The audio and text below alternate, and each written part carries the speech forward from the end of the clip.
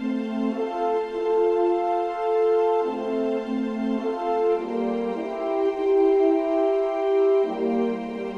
everyone, and welcome to this edition of insideTauck. My name is Dustin Smith, and I work here on the brand management and marketing team at Tauck. Thank you so much for taking the time to join us today from wherever you happen to be logging in from. We have another great event for you today with longtime Tauck partner Howard Carbone speaking with us live all the way from his hometown of Talkeetna, Alaska.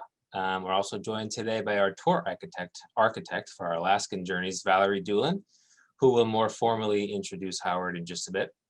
For those who are unaware, this platform, insideTauck, is our monthly event series created to connect virtually with all of you and share the world's great destinations, cultural sites, expert knowledge from Tauck partners such as Howard, as well as our internal Tauck tour directors. We design them to provide closer insight into our wonderful travel experiences and to give you insight into our partners and inspire future travel once you are ready to get out there and see the world again. Before we do get started, a couple housekeeping items. You are all joining us today live on Zoom webinar. You are all on mute. If you do have any questions or comments, please type them into the chat function at the bottom of your screen. I will monitor that throughout. I will answer what I can, but we will have a more formal Q&A at the end. So just be patient and we'll answer as many questions as we can towards the end of the session. Today's session will last roughly 1 hour with that Q&A at the end with Howard. We're also streaming live today on Facebook, so if you do have any technical difficulties with Zoom or want to invite a friend last minute, you can direct them to our Tauck Facebook page and they will be able to see this presentation there as well. We are also recording this presentation, so it'll be up on our blog page within the coming days, so if you do miss it or need to leave early or want to have a friend watch, you'll be able to do so on our blog page, Taucker. And lastly, I do just want to mention exciting news. We are currently operating and open for booking on a number of our 2021 US tours, including Alaska, as well as select journeys from around the world. To view those tours and to see everything we have open and available, please visit tauck.com/open, and I'll have that link out for you guys on the final screen here at the end. Okay, without further ado, I'd like to turn this over to Valerie to introduce Howard. So go ahead, Valerie, take it away. Hi, everyone. Thank you for joining us. When Tauck first started this insideTauck series, I had immediately thought of Howard Carbone. He is an insightful naturalist who works with our Tauck programs in Alaska. Howard earned his master's degree in biology in Michigan before moving to Alaska in 1992. He and his wife, Noelle, met in Denali National Park, where they had worked as rangers. Together, they started their company, Alaska Nature Guides, and have been connecting guests and travelers with Alaska's natural wonders ever since. Now, it is my pleasure to introduce to you Howard Carbone with Alaska Nature Guides. All right. Thank you so much, Valerie. Thank you, Dustin, and thanks to everyone at Tauck Tours. We're very proud to be able to work with one of the world's great tour companies. And thank you to everyone across the country for joining me today to do a little adventuring in Alaska. So we're gonna check out all about this place and some of the natural wonders here. And we'll see what people around here do for fun and see some of the things that you might see if you come up to Alaska. Our company is Alaska Nature Guides. We are the naturalist hiking guides and custom trip leaders in the South Denali area of Alaska. It's our family business. We started it 16 years ago to be able to take people out and see these natural wonders, not from a vehicle, but out on your own 2 feet and immersed in nature and with a great naturalist guide, someone who really gets it. That's a great way to make your trip more meaningful and memorable. And we are delighted to be able to bring that experience to you and to all our Tauck guests who come and visit us up here every summer. Our stomping grounds is in the south central area of Alaska, north of Anchorage. You can see that big green area there. That's Denali National Park. And there's a little black line that runs through it. That's the National Park Road. that's where Noelle and I met, and we were rangers up there. But then we, 16 years ago, started our own business, moved down to Tauck, and started doing tours in this South Denali area of Alaska, which is Talkeetna and Denali State Park. Did you know there's a Denali State Park and a national park? They're quite different, but we just go to the state park and Talkeetna. I'll show you all about those areas today, and we'll go on some adventures together.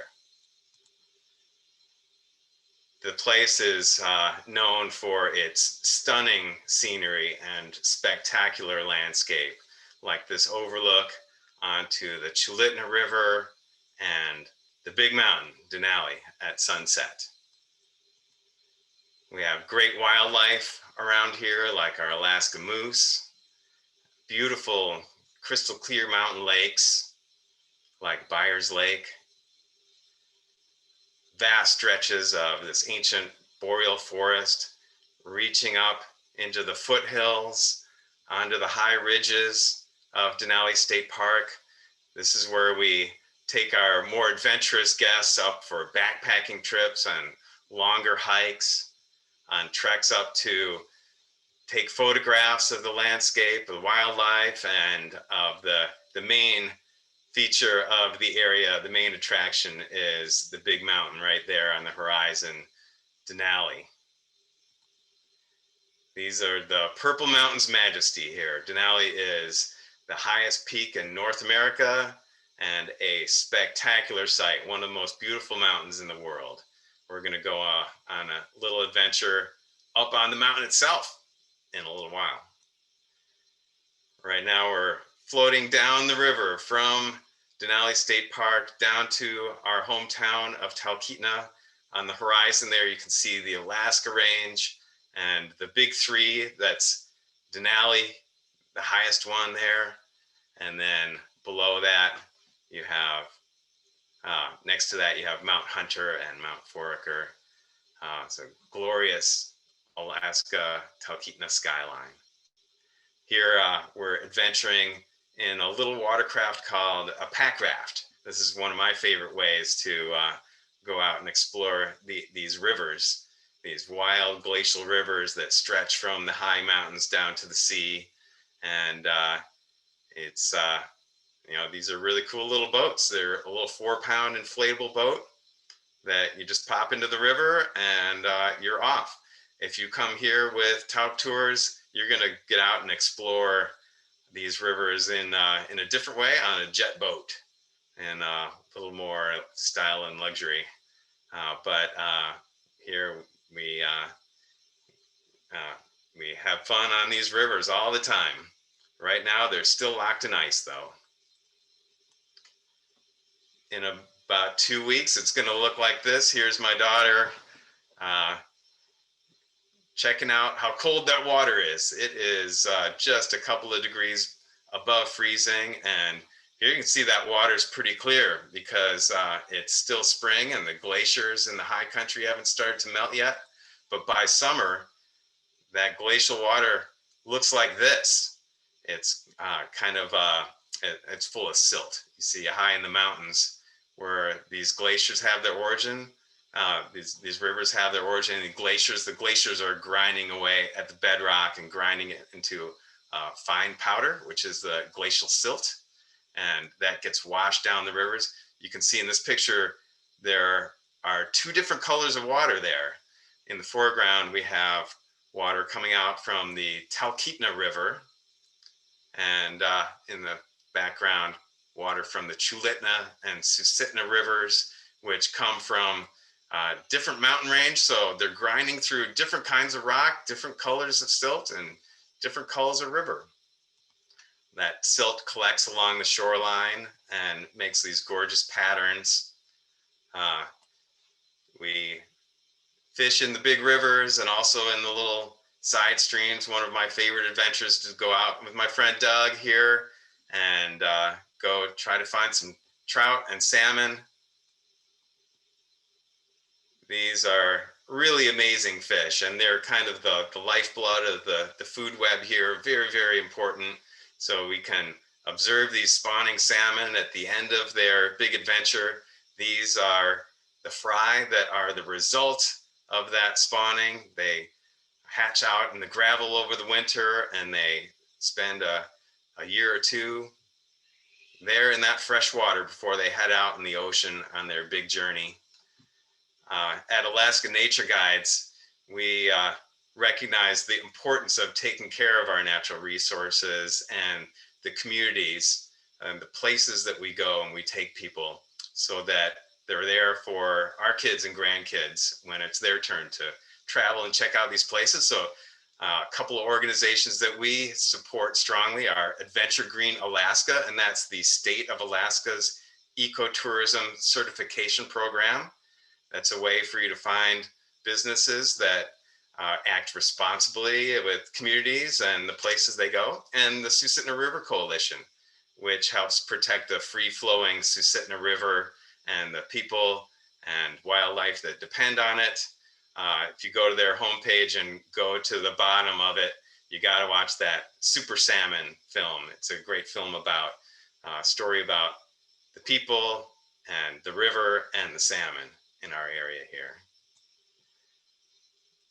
We like to protect experiences like this for the future. This is my daughter and I on our first fishing trip, and she landed this beautiful silver salmon. We eat a lot of salmon here, and our natural world here is healthy and vibrant. Our rivers are full of life, and that helps support the people and their way of life. Here's Dad's fish. Mine was a little bigger. I caught a 40-pound king salmon, a Chinook. Beautiful, beautiful fish. Our kids grew up in the outdoors out here, playing out in the woods and on the rivers and lakes. You get to see all the wildlife out there with their own babies. We have these common loons that migrate here every year, and they have their babies out in the lake, so you can hear their plaintive calls echoing across the water. Our trumpeter swans migrate here as well. Everything's arriving right now as winter releases its grip on the land, and these swans are busy making their nests and laying eggs already. And we take our babies out on these lakes too. And now here in Talkeetna Lakes Park, we take our guests from Tauck Tours out to discover the lakes and the boreal forest. We have the Tauck Call of the Wild trip that comes through Talkeetna, and they do 3 different activities with us. We developed custom activities that are perfect for the group. We take the entire group and we split them up into different options. We have some folks who decide to do a nice, easy nature walk, other folks who want to do a longer hike, and then most of the kids join us for a photo scavenger hunt, which is a team event on the trails in Talkeetna Lakes Park. And it's not like a normal scavenger hunt where you have to rush through and find everything and then you're done and it's a race. It's not like that at all. It is a contest to take the best pictures that illustrate the items on your list. Things like a moose hair, a pattern, 5 shades of green, something tasty, and then at the end, we go through all the pictures, and all the best ones end up in the hands of our guests. You get to keep them. I really wish I could show you what most of the pictures look like. Generally, they're of people, kids especially, interacting with nature. This activity gets kids engaged and directly interacting with the natural world. And we get lots of great pictures of the kids with pieces of nature. And then, but unfortunately I can't show you those because I don't have permission to show everyone's kids to you. So you'll have to come up here and get your own. But, you know, at the end of the event, I get all the cameras and then I spend the day going through the photos. And then that night we have another activity with the whole group. We get together for survival night, and we show off all the pictures. We declare our winner, and then those pictures are shared to everyone in the group. And those are yours to keep forever. And they're your memories of your Alaskan adventure and your time together exploring Alaska. And they're yours to keep and remember and share and post and print, and whatever you want to do with them. Great memories of your Alaska trip. And then on survival night, don't tell the kids this. It's kind of a secret. But if you bring kids along, we have a really fun event for them where we find ourselves in a situation where we've got to start a fire to survive, and we check out all the different innovative methods to start a fire, like flint and steel, and on up to the bow drill.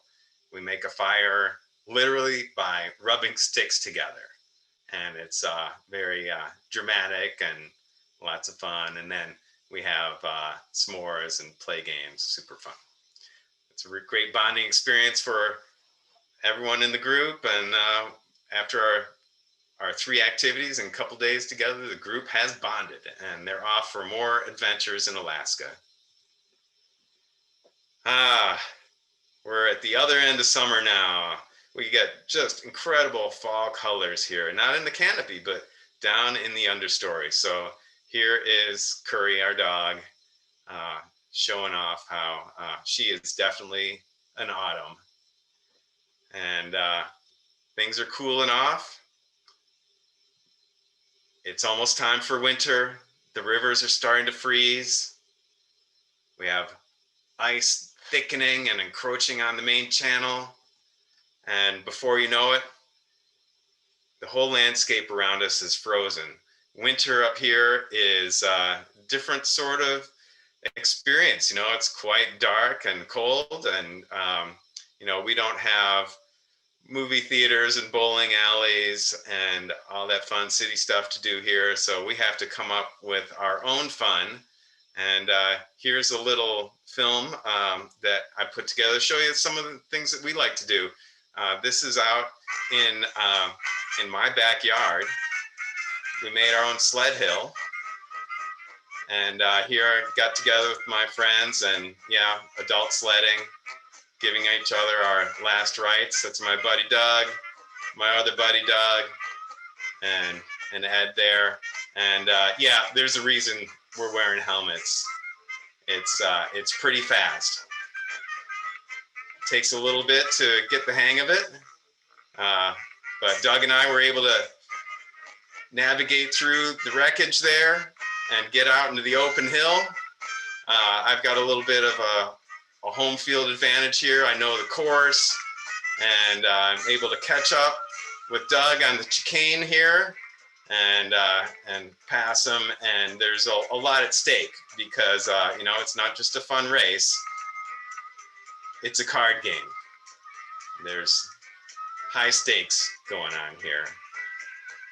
You start with 1 card, and then you do 4 more runs. Each run you get 1 more card, and you get a little better at sledding. And at the end of it, whoever's got the best poker hand is the winner. So here Doug and Ed are starting to slide in my tricks. Here's Ed's boxing me out. He won't let me pass him on the left, won't let me pass him on the right. I got to go wide to the left, but Doug's taking up that lane. Look out! Ooh. That's going to leave a mark. Well, on my last run, I needed 1 more card for the flush, but I crashed. I was the last one, but there was a big melee at the bottom, and there it is, King of Hearts. I win. That's Alaska. You got to make your own fun and adventure up here.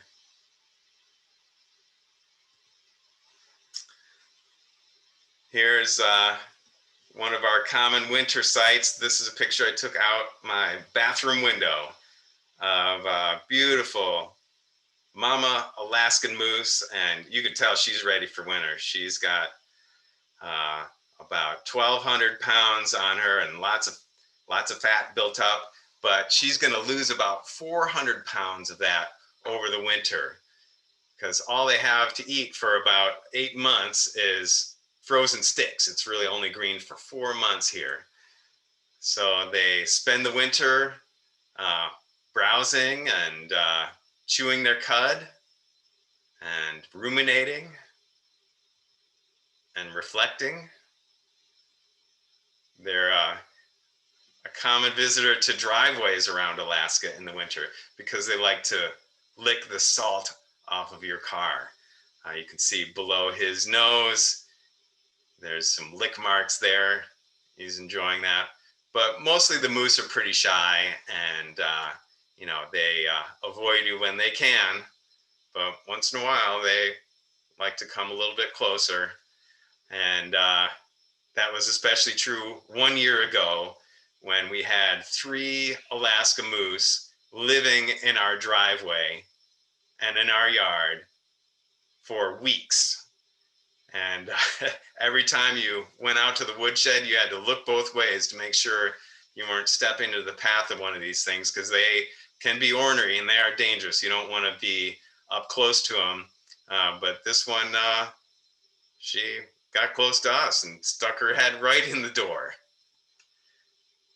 We had really, really heavy snow last winter, and that was hard on the moose. They didn't like the deep snow out in the woods, but we had something that they liked, which was a big packed area. You could see tracks from the moose going over my greenhouse, and there is an Alaska moose. Listen. Don't know if you could hear her there chewing her cud, just laying right next to the house. This was just absolute bizarre adventure to have these enormous creatures living with us. They liked hanging out by our house because we have, you know, packed sled hill and packed ski trails and packed driveway and yard. So they were able to move around easily without having to labor through the deep snow. And they could reach these birch branches. And then one day I went out and I cut a birch down for firewood, and I was there chainsawing it and still cutting the thing up, all noisy and everything. And I felt a little prickle go up my spine, and I turned around and there was a moose eating the tree that I was actively cutting up with the chainsaw. This is how hungry they were. But they really liked those trees as I cut them down for firewood. They loved that sledding hill. Sledding saved lives this last winter. What a phenomenal experience. Sometimes in Alaska, the adventure finds you. We got to know these girls and got to even name them. The kids named them. This one here is Zelda. I got up one morning and was making some coffee, and this girl was curled up right on our back doorstep. And I took this picture with my phone. I posted it to a Facebook group, and it totally went viral. And people from all over the world were asking questions, thousands and thousands and thousands of questions about our moose living in our yard. And then it ended up in a book, and then I popped up on the Today Show of all things. What a bizarre experience. Only in Alaska does adventure find you in quite a stunning way. Another stunning experience we have in the winter is our northern lights, the aurora borealis. We like to go up to the top of the hill here on these cold Alaska nights and lay out and stare at the stars, and maybe the aurora comes out for you. Sometimes it is absolutely spectacular. I'm going to show you a little treat right now. This is a clip showing the northern lights, but it's speeded up. This is time lapse. This is taking a picture every few seconds for hours and then playing them together like a flip book, and it speeds up time. So get ready for about 4 hours of northern lights in 30 seconds. Here we go.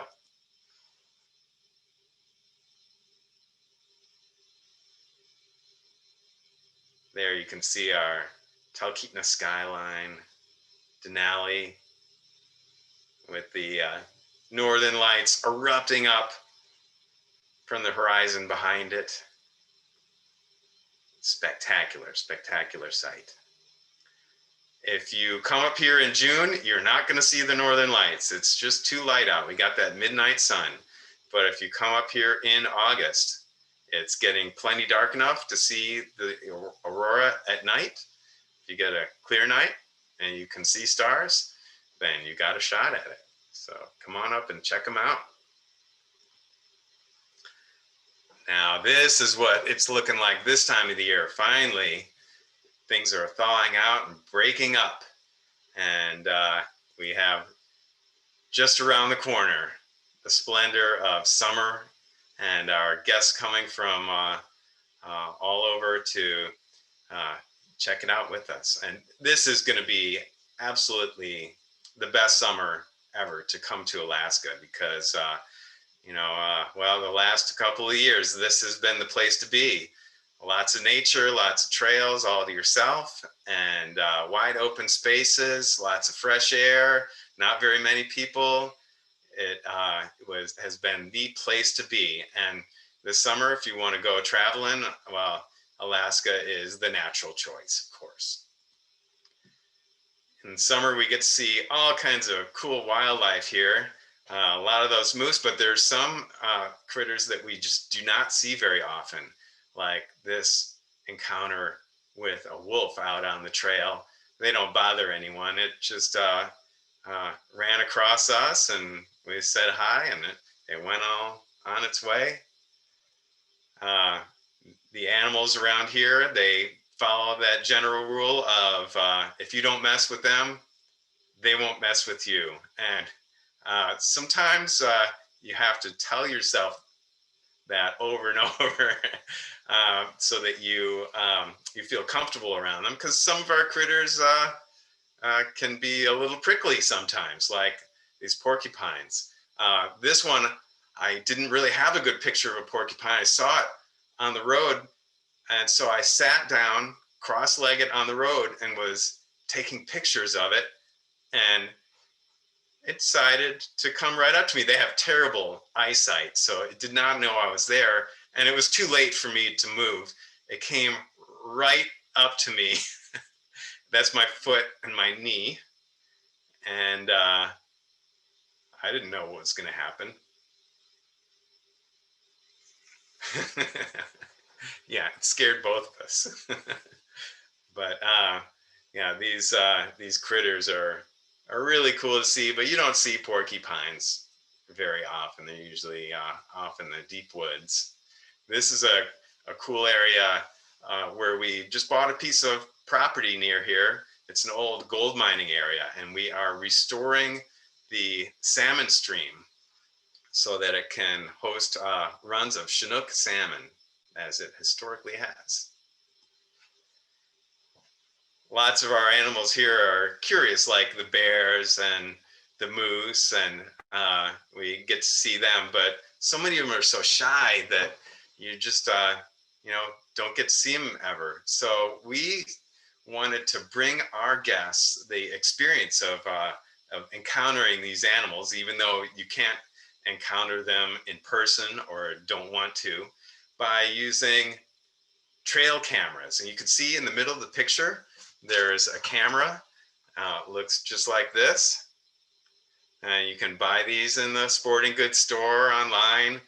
They're lots of fun. You set them out, and they're motion activated, and they take pictures of critters when they come by.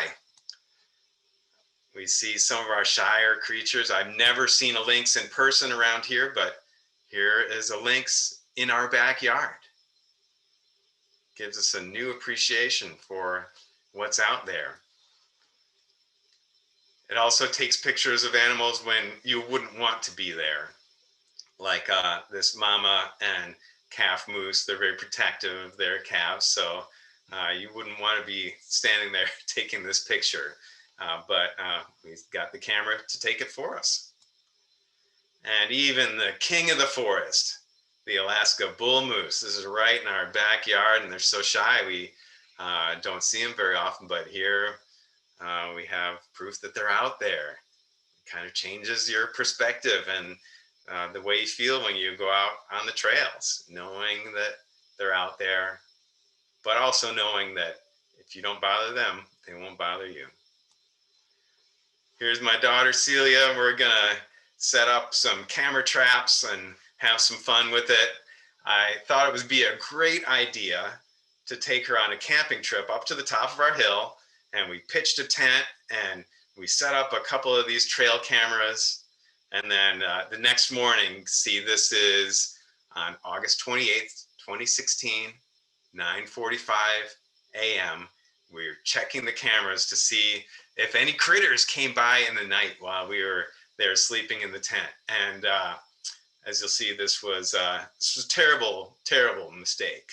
You should always preview the photos before you show them to your kids, because look, this is 9:45 a.m. Here's 6 hours earlier, 50 feet away, there was this enormous black bear.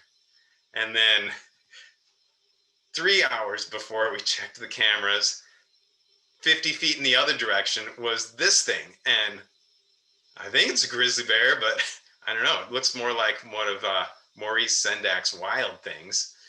Yeah, who knows? But, you know, this goes to show, if you don't mess with them, they won't mess with you. They certainly knew we were there in that tent, but didn't bother us. But wow, does that add a whole new perspective to your Alaska experience? But yeah, it took a while before she would go camping with me up on the hill after that.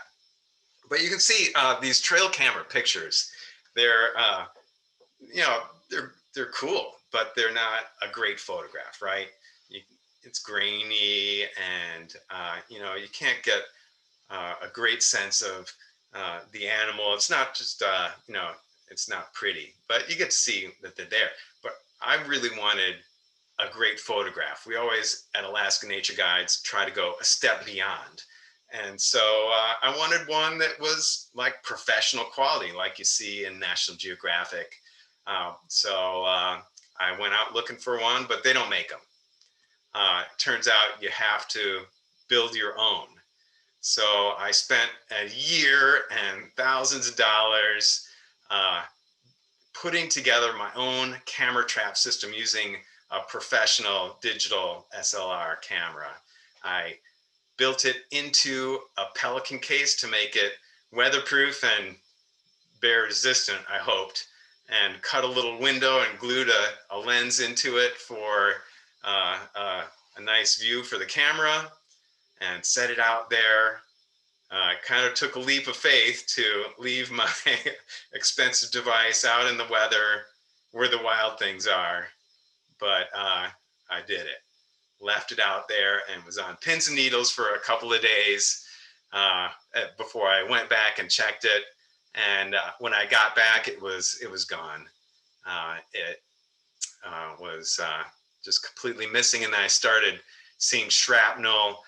The tripod had been torn limb from limb. There were pieces of this and that everywhere, and I finally found the camera off in the woods, but it had 0 pictures on it. Oh, how disappointing. But you see this picture? The camera that took this picture is a little Browning trail camera on a tree. And I checked the card of that camera, and I could see what happened to my really nice digital trail camera. Here's what happened to it. These guys came in the night 2 days after I set it up.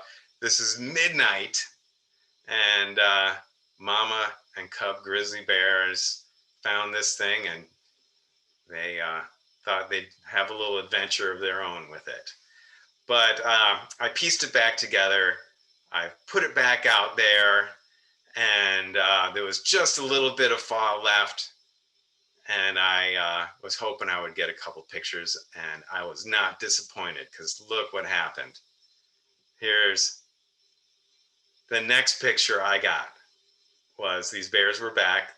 That's mom and one of the cubs' ears. And then I got this rare photograph of a bull moose who was missing one antler, and he had lost it in a fight. Really cool thing to see. So I had my proof of concept. I knew this thing would work. I spent the winter building a blind to put it in and making it more bear proof and more weatherproof and more invisible. And the next year I was back out there, got this gorgeous picture of this black bear, and then this guy. And now I know I'm really onto something, because this was unlike any wildlife photograph I'd ever seen. It's like an intimate portrait.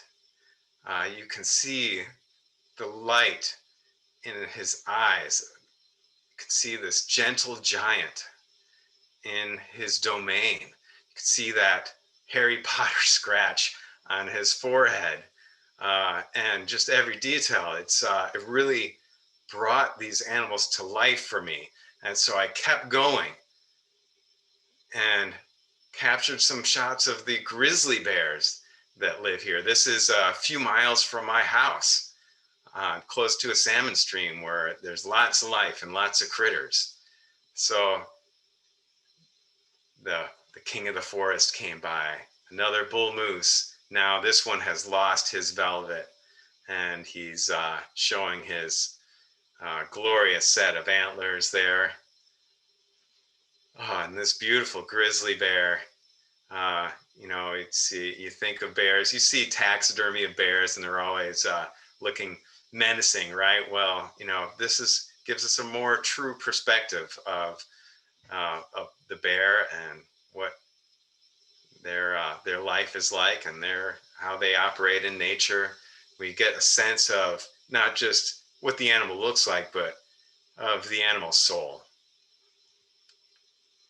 We get to see moments in the lives of these creatures that are unlike anything that you would see just without a trail camera like this. And you'd never experience you know, a moment like this. And finally, last fall, I think this is my favorite of them all. This was in the evening, it was getting dark, and I went back and I checked the trail camera, and the very last photograph it had taken was this one. And I looked at the timestamp. This photograph had been taken 11 minutes earlier. I just missed this bear.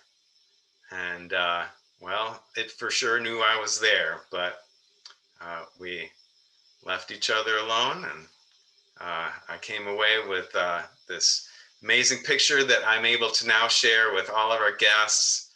And if you come to Alaska on the Grand Alaska Tour in 2022, you'll get a presentation of our photography, and by then I'll have a bunch of new ones.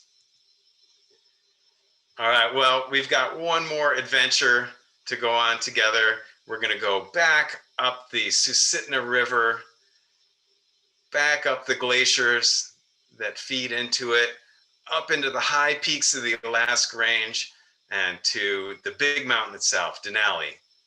This is one of the biggest mountains in the world. It's not as high above sea level as Everest, but measured base to peak, it's more than a mile bigger than Mount Everest, and so far north that it's bitter, bitter cold. This time of year in May, it's climbing season, and a normal temperature up there is 30 below. And that's just the ambient. It gets incredibly high wind chills. It's one of the stormiest peaks in the world. Even when it's nice and calm down below, there can be tremendous storms up high on the mountain with hurricane force winds, plus way below zero wind chills off the charts. That's one of the things that makes it such a challenging mountain to climb. Plus, the mountain looks like this. It's always winter up there. So the snow that falls up there just accumulates and gets heavier and deeper and crushes down into ice and starts to ooze down the mountain as glaciers forming rivers of ice. And you're traveling on these when you're climbing the mountain. But don't worry, because you're all roped together. So if you fall, the rope's got you, so it's okay. I had a chance to go on an expedition up to the top of Denali years ago, and it was the greatest adventure of my life. It was a 3.5-week expedition up one side of the mountain and back down the other side. Here we are at 14,000 feet. Now 16,000 feet. An added challenge here now is that really thin air. We're at 17,000 feet. We're a mile above the tops of the clouds. From there, it is the longest day of your life to get to the summit and back down from high camp. And there we are at the summit. Your summit day is 12 hours of pushing as hard as you can. It's kind of like running 3 marathons in a row at 30 below, breathing through a straw. Amazing experience. And then we descended down the north side of the mountain and down onto the Muldrow Glacier, which is impassable now. This winter, this glacier started surging its entire 26-mile length, and it's now just a massive jumble of ice. No one will climb this route on the mountain for many, many years. I'm glad to have gotten to do it while you still could. Well, we're just about at the end of our adventure, at the end of a day of adventuring here in Alaska. My favorite thing to do is sit on the back deck with a favorite beverage and watch the sunset over the Alaska range. And we are fortunate here to have very, very long sunsets because the sun doesn't go straight down. It kind of comes down at a low angle. So sunsets last for hours. Here's a time lapse showing the big 3 and a glorious sunset. If you come to Alaska with Tauck, this is going to be your view and your sunset. If you come up on the Call of the Wild trip, this is the view from your room at the Talkeetna Alaskan Lodge. So, well, I think that's the end of our time together. Thank you all so much for joining me from all over for a little adventuring, getting to know the wild country and wild people around us. We hope you come up to Alaska and visit us. And thank you again to Dustin and Valerie and all of Tauck Tours for inviting me to do this. This has been a great pleasure to be with you all and share this with you. Thank you so much, Howard. That was amazing. I have to say, those photos you caught on your original camera trap, they're pretty breathtaking. I mean, all of them you shared, I was like, oh, that was amazing. And then you shared the next one. I was like, oh man, that one's great too. Those are pretty amazing photos. We do have some questions coming in if you don't mind sticking around and answering for us. Sure. We'll start off at kind of the beginning of a trip. So there's some questions around packing. So like, what should I bring with me if I'm coming to Alaska, throughout the summer season? What's a good packing list? Well, if you're coming with Tauck, they'll give you a packing list, I believe. We recommend that people dress in layers. So instead of having, you want to be ready for cold weather because it can happen even in the summer here. So you don't want to bring a big coat. You want to bring some thinner layers that you can mix and match to suit the present conditions. And you want to be ready for rain. Rain jacket with a hood or a rain hat, and rain pants are great. Don't make the mistake that some people make, which is to buy a brand new pair of hiking shoes the day before you come to Alaska. You want to get whatever shoes you're going to be wearing to go out adventuring in a month or so in advance and wear them out a bunch so that your feet get used to them and you break them in. Great, thanks, Howard. That's good advice, especially on the shoes there. You don't want to be achy feet throughout your whole trip. We'll go back to the beginning when you showed the map. Can you explain the difference between Denali State Park and the National State Park? Yeah, so the national park and the state park together make up what we know as Denali, the Denali region, and they are one continuous protected area. The national park is managed. It's just regulated more than the state park. It's regulated as wilderness, so you don't have really very many trails in the national park. It's more of a wilderness experience. When you get out there, you feel like you're the first one there, and that's an incredible experience. Not for everybody though.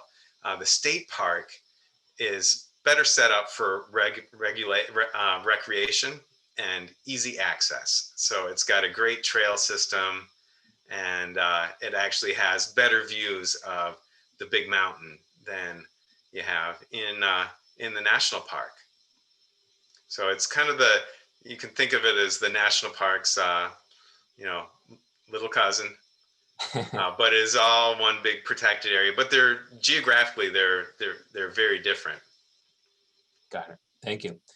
Before we get into some wildlife questions, I did want to ask too, and Valerie, maybe you could help out with this one. For those with limited mobility who may be a bit older on our tours, what's the kind of level of activity and you have to be super physically fit to be on the tour with us, or can you just explain a bit about maybe Howard from your experience living there, and then Valerie from what our tour actually does and sees? Sure. The tour itself, we try to design it. Well, we do design it so it has a little bit of something for everyone. So you'll find that on the hikes, when we offer choice, there'll be a hike that's really very flat, more meandering, and some other hikes will just be a little bit more intense, more moderate, not really super hard, not mountain climbing like you saw Howard doing up Denali, but certainly, a little bit for everybody. You really don't have to be super fit. You want to be, ambulatory, get around. There's a lot of different modes of transportation that really make it a lot easier for you. So it's really not a difficult program at all. It's really what I would call moderate to easy. Got it. Thanks, Valerie. You too, Howard, you would echo that from your experience?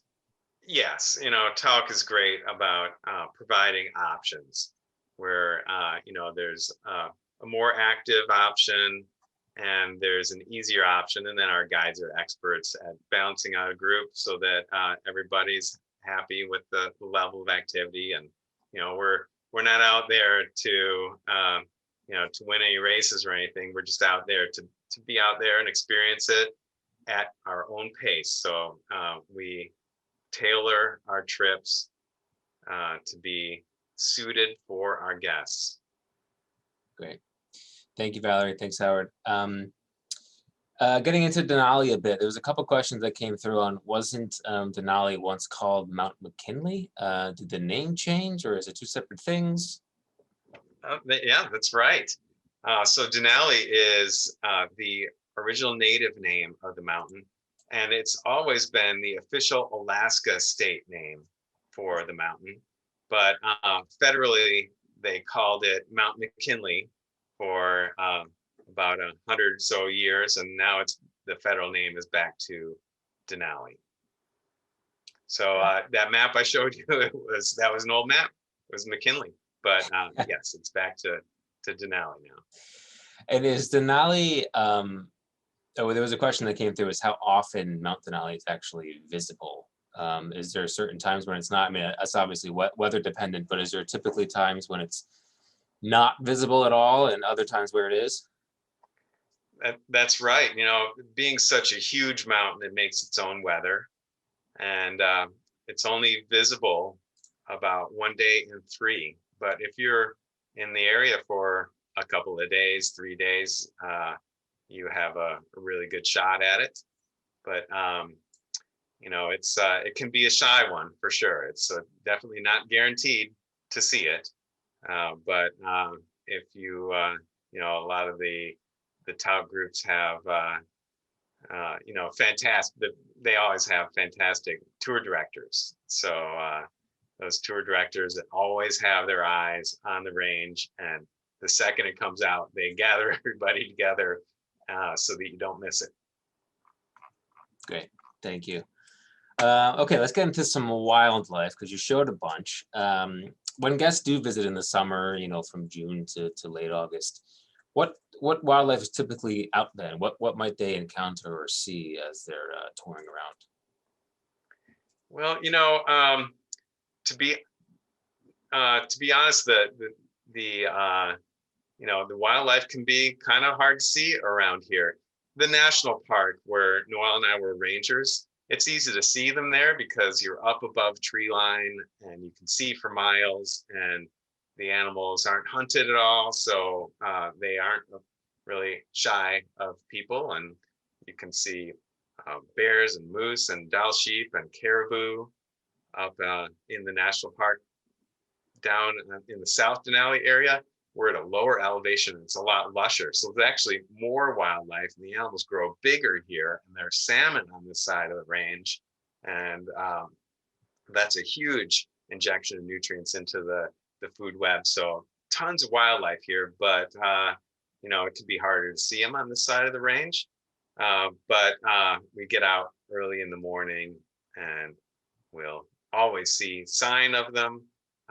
Most common animals that we'll see are moose, bears, fox, and lots of birds like the loons and trumpet swans. And there's lots of other things that we see sometimes and others. Yeah, a question just came in about birds, so I'm glad you mentioned that. They're wondering what kind of birds are visible typically, but you just mentioned that. So Northern Lights wise, that time lapse was amazing. And there's a lot of questions about the lights. In August, you said typically you'd be able to see them. Is that correct? Right. You need a combination of factors. There needs to be active auroral activity. So it depends on what's going on 93 million miles away on the surface of the sun. But when that's acting up and it's sending waves of charged particles towards the Earth, it lights up our atmosphere around the poles, and we get quite a show. But if it's cloudy, you can't see them. If it's the day, you can't see them. So you need auroral activity. You need it to be dark and clear enough to see stars. And all of that is happening in August, but you need to have all of everything line up properly to be able to get to see them. So it's hit or miss. And when they do line up, are you able to see them? If you just look out the window, you can see them with the naked eye typically. Oh yes, absolutely. And sometimes they're so intense that it's almost overwhelming. Like your knees get weak and you have to sit down. There's another question that came through about the Northern Lights, that they've heard sounds are emitted from the lights. Is that true? I've heard different things about this. There's I've read about a crackling sound that can be heard in association with the Northern Lights, and but I've also read that no, that's not what that is. So I can't give you an answer, and I'm not sure if it is known. What really happens there. Good. Back to a wildlife a bit. Do you ever see any wolverines out and about there? One in my entire life, and it was back when Noelle and I were up in the national park. We went for a backpacking trip, and we got up one morning and we're going for a hike up into the mountains from our tent, and she looks at me like this weird guy is carrying this giant spotting scope with him. And she said, "Why are you carrying that? It's so heavy." I said, "Well, I've always wanted to see a wolverine. I have a feeling we're going to see a wolverine today." And about an hour later, there it is. And we set up the spotting scope, and we both got to look at it for like 10 seconds at maybe 70 yards away, and then it scrambled away and disappeared. Only wolverine either of us have seen our entire lives. Wow, that's crazy. Guess he had that vision in his head there that day. That's crazy. Sometimes no. I really want to catch one on the trail camera one day. Yeah. That area where the porcupine was, there are wolverines out there, out in that gold mining area where we're restoring the salmon stream. So I'm going to set it up out there and see if we can get one. Good. Make sure you share that with us when you do. I will. Yeah. If you all follow us on Instagram and on Facebook, I'll post some other cool stuff for you. And when we do get a wolverine, I'll be sure to show it to you. Great. Two quick ones, kind of more about temperatures and where you live. What's the typical temperature, in Alaska, in Talkeetna around the summer time frame, June, July, August?